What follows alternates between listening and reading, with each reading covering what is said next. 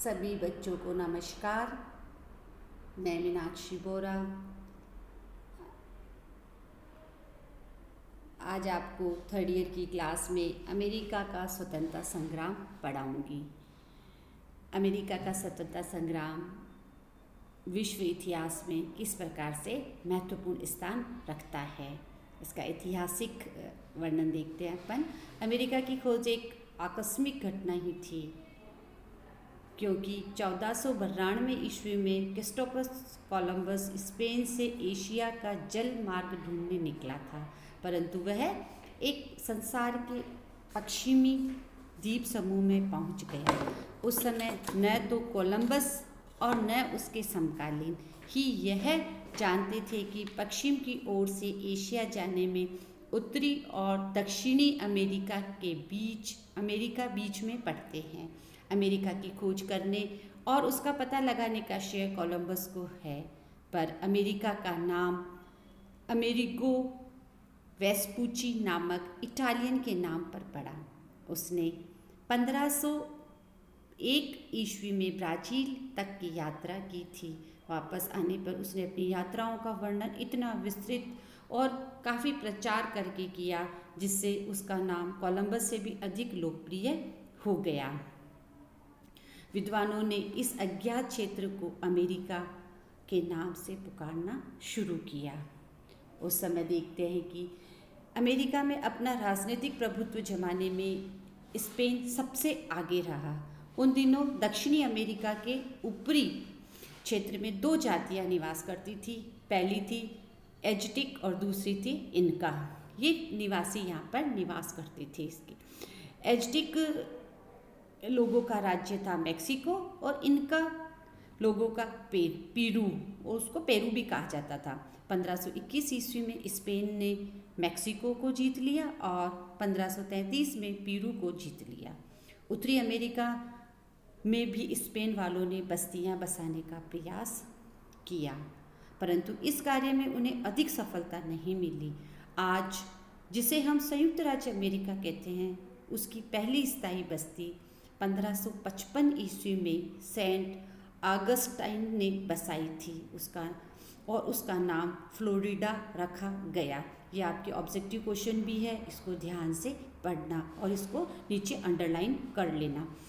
यहाँ स्पेन वालों ने एक शक्तिशाली दुर्ग की स्थापना भी करी। उन्हीं दिनों इंग्लैंड, फ्रांस, हॉलैंड, स्वीडन और पुर्तगाल भी नए संसार में अधिकाधिक रुचि लेने लगे और उन्होंने भी अपना प्रयास शुरू कर दिया।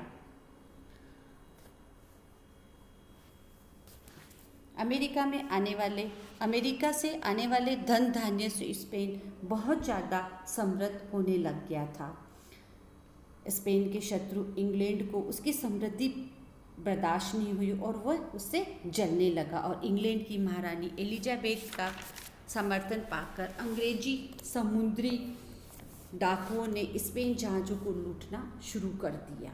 परिणाम स्वरूप स्पेन और इंग्लैंड में भयंकर जल युद्ध छिड़ गया, जिसमें विजय इंग्लैंड की हुई। इस पराजय के बाद स्पेन उत्तरी अमेरिका के तट के आधिपत्य के लिए अंग्रेजों के मुकाबले में खड़ा न हो सका।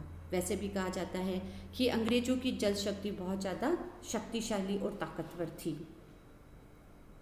1578 ईस्वी में महारानी एलिजाबेथ ने अपने अनुभवी सरदार हम्फ्री गिलबर्ट को आदेश दिया कि वह दूर दूर तक के उन सभी प्रदेशों को बसाकर अपने अधिकार में कर ले जो अभी तक किसी ईसाई राजा के अधीन नहीं है, और उसने ऐसा ही किया। 1609 ईस्वी में इंग्लैंड के राजा जेम्स प्रथम ने लंदन की कंपनियों को यह अनुमति दे दी कि कुछ निश्चित प्रदेशों में उपनिवेश बसाए जाए और लाभ के लिए व्यापार करें। 1607 ईस्वी में कप्तान क्रिस्टोफर न्यूपोर्ट के नेतृत्व में 120 अंग्रेजों ने वर्जिनिया क्षेत्र के जेम्स नदी के किनारे जेम्स टाउन नामक बस्ती की स्थापना की। यह संयुक्त राज्य अमेरिका में अंग्रेजों की पहली स्थायी बस्ती थी। ये आपका ऑब्जेक्टिव क्वेश्चन है, ध्यान करना। अंग्रेजों की पहली स्थायी बस्ती किस सन में और कहाँ बसाई गई थी, जो कि लंदन की कंपनी के द्वारा स्थापित की गई थी। यद्यपि इस पहली बस्ती के लोगों को काफ़ी कठिनाइयों का सामना करना पड़ा था, किंतु फिर भी पड़ा। कुछ ही दिनों में उनमें से 3/4 लोग मर भी गए थे, परंतु तंबाकू की व्यापारिक संभावनाओं ने शेष लोगों को जमे रहने की वहाँ प्रेरणा दी। इस प्रकार से देखते हैं कि धीरे धीरे अमेरिका के अंदर कई उपनिवेश बसने लग गए थे। आगे हम देखेंगे अमेरिका के क्रांति के कारण। धन्यवाद बच्चों।